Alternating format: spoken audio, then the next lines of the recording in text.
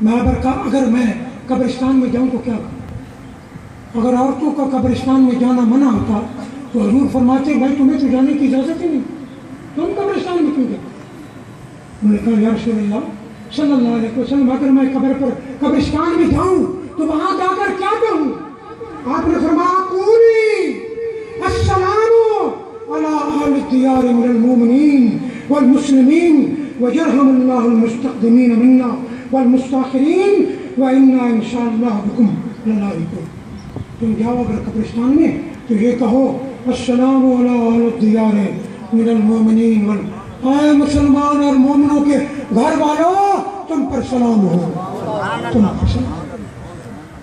بھائی جہاں کوئی نہ ہو وہاں کوئی سلام کہتا، کوئی سننے والا نہ ہو تو اس کو سلام کرنا بے معنی بات، فضول بات، وہ کوئی سنتا نہ ہو تو اللہ کے رسول نے جس چیز کا حکم ام المومنین کو دیا تھا وہ بے فائدہ بات تھی۔ تم کہو السلام علیکم یا اہل الدیار من المؤمنین، اے مومنوں اور مسلمانوں کے گھر والوں تم پر سلام ہو، وَيَرْحَمُ اللَّهُ الْمُسْتَقْدِمِينَ وَالْمُسْتَأْخِرِينَ مِنَّا، اور اللہ ہمارے اگلوں پر بھی رحم فرمائے اور پچھلوں پر بھی رحم، اور انشاءاللہ ہم بھی تمہارے ساتھ مل جائیں۔ دوسری حدیث پاک حضور سرکار دو عالم صلی اللہ تعالیٰ علیہ وسلم ام المومنین فرماتی کہ جب حضور اکرم صلی اللہ علیہ وسلم میرے پاس قیام کرتے تھے رات کو، کبھی حضور کسی زوجہ پاک کے حجرے میں آرام کرتے تھے، کبھی کسی زوجہ پاک۔ آپ فرماتے ہیں جب میرے حجرے میں حضور تشریف لاتے تھے تو یخرج من آخر اللیل الی البقیع، حضور رات کے آخری حصے میں اٹھ کر جنت البقیع میں تشریف میرے پاس۔ یعنی اس کا مطلب یہ ہوا حضور کا معمول تھا روزانہ رات کے آخری حصے میں اٹھ کر جنت البقیع میں جاتے تھے۔ یہ ام المومنین تو اپنی بات کر رہی ہے نا کہ میرے پاس ہوتے تھے جاتے، کہ جس بیوی کے پاس بھی ہوتے تھے حضور آخری رات میں اٹھ کر جنت البقیع،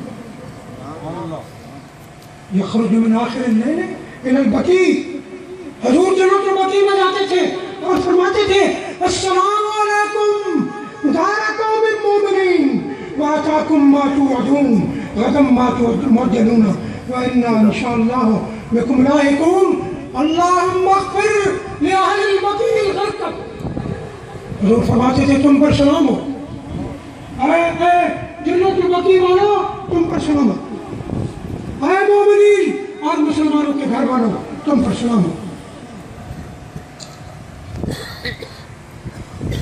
تمہارا وعدہ آ چکا ہے اور تمہیں سب کچھ دے دیا جائے، کل تمہیں سب کچھ۔ وعدے سے مراد یہ نہیں تمہاری موت پہلے آ گئی اور قبر میں تو تمہارے لیے قبر جنت کا باغ بن گئی اور بہت ہی نعمتیں تمہیں کل دی جائیں گی قیامت کے بعد۔ سبحان اللہ سبحان اللہ۔ وَإِنَّا إِنشَاءَ بِكُمْ لَاحِقُونَ، ہم بھی تمہارے ساتھ ملنے والے ہیں۔ اللہم اغفر لأہل البقیع، اے اللہ بقیع میں دفن ہونے والے کی مغفرت فرما دے، ان کو بخش دے۔ اسی لیے مسلمانوں کی خواہش ہوتی ہے جنت البقیع کی قبر ملے، کہ قیامت تک جنت البقیع میں دفن ہونے والوں کے لیے حضور کی دعا ہے، مغفرت کی دعا ہے۔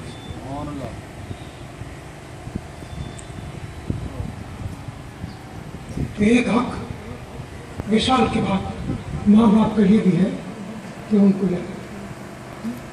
حضور سرکار دو عالم صلی اللہ علیہ وسلم کی زمانے مبارک میں سرکار کی شہزادی حضرت سیدہ زینب رضی اللہ تعالیٰ عنہ کا وصال ہوا اور کچھ عورتیں رونے لگی۔ حضرت عمر فاروق رضی اللہ عنہ نے سختی سے منع کی، خاموش ہو۔ سرکار نے فرمایا کہ عمر ٹھہر جا، رک جا، ما کان من العین والقلب فمن اللہ عز وجل ومن الرب۔ آپ نے فرمایا آنکھ سے جو کچھ نکلتا ہے صدمے کی وجہ سے، مصیبت اور صدمے کی وجہ سے آنکھ سے اگر آنسو آتے ہیں اور دل اگر گھبراتا ہے اور غمناک ہوتا ہے تو اس پر کوئی گرفت نہیں، یہ رحمت ہے۔ ما کان من العین والقلب فمن اللہ ومن الرحمت، آنکھ کے آنسو اور دل کا غمگین ہونا یہ رحمت ہے، یہ خدا کی طرف ہے، اس پر کوئی گرفت نہیں، اس پر کوئی اعتراض نہیں۔ وما کان من الید والعین وما کان من الجد ومن اللسان ومن الشیطان، اور ہاتھوں سے اگر خلاف شریعت کام کرے، پیٹنے لگے، اور زبان سے بے صبری کے کلمے کہے، ناجائز کلمے کہے، یہ شیطان کی طرف سے۔ زبان اور ہاتھ ان سے بے صبری کے کلمے شیطان کی طرف ہے، آنکھوں کے آنسو اور دل کا غمناک ہونا یہ اللہ کی رحمت۔ حضور سرکار جو عالم صلی اللہ علیہ وسلم کا ارشاد گرامی، سرکار فرماتے ہیں کہ جب کسی مسلمان پر مصیبت آ جاتی، جب صدمہ آ جاتا تو اس کو چاہیے وہ کہے، بلکہ اللہ کا حکم ہے، اس کو کہے وبشر الصابرین الذین اذا اصابتهم مصیبۃ قالوا انا للہ، جب مصیبت پہنچی تو وہ کہے انا للہ وانا الیہ راجعون۔ اللہ تعالیٰ فرماتے ہیں جب مسلمان زبان سے یہ کہتا ہے اور دل سے کہتا ہے تو ہم دین اور دنیا میں اس کو بہتر بدلہ اور جزا عطا کرتے ہیں۔ یا ابن آدم ان صبرت واحتسبت عند الصدمۃ الاولی، اے ابن آدم، اے آدم کے بیٹے، اے انسان، پہلے صدمے پر اگر تو صبر کرے گا، پہلا صدمہ جب مصیبت آتی ہے تو پہلے صدمے میں بے صبری ہوتی ہے، بعد میں تو سب لوگ پھر رو پیٹ کر خاموش ہو جاتے ہیں، 1 مہینہ 2 مہینے 3 مہینے بعد میں تو خود بخود خاموش ہو جاتے ہیں، لیکن صبر پہلے صدمے۔ صبر کا مطلب یہ ہے کہ زبان سے کلمے نکلے، آنکھ سے آنسو تو رحمت ہے، دل کا غم نہ ہو۔ آپ فرمایا ابن آدم اگر تو پہلے صدمے پر صبر کرے گا اور ثواب کی نیت کرے گا تو مجھے اپنی عزت اور جلال کی قسم ہے تیرے لیے سوائے جنت کے میں اور کسی بات پر راضی نہیں۔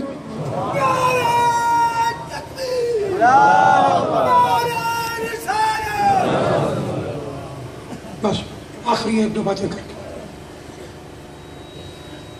حضرت مولا علی قاری رحمۃ اللہ تعالیٰ علیہ نے مرکات شرح مشکات میں یہ حدیث نقل کی، وہ فرماتے ہیں من دخل المقابر ثم قرأ فاتحة الكتاب وقل هو الله احد وألهاكم التكاثر، جو شخص کسی قبرستان میں جائے اور سورۃ فاتحہ پڑھے اور قل هو الله احد پڑھے اور ألهاكم التكاثر پڑھے، پھر کہے انی جعلت ثواب ما قرأت من کلامک لأہل المقابر، اے اللہ جو کچھ میں نے پڑھا میں اس کا ثواب اس قبرستان کے مومن مردوں، عورتوں اور مسلمان مردوں اور عورتوں کی روح کو پہنچاتا ہوں، اے اللہ ان کی روح تک ثواب پہنچا دے۔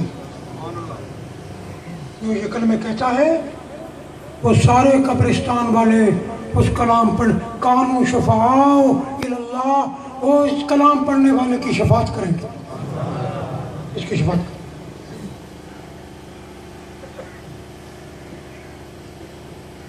یہ حدیث بھی حضرت مولا علی قاری رحمۃ اللہ تعالیٰ علیہ نے نقل کی، انہوں نے فرمایا کہ جو شخص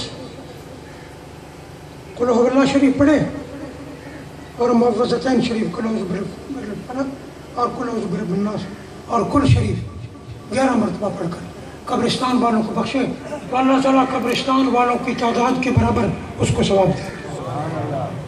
کیا مطلب ہے؟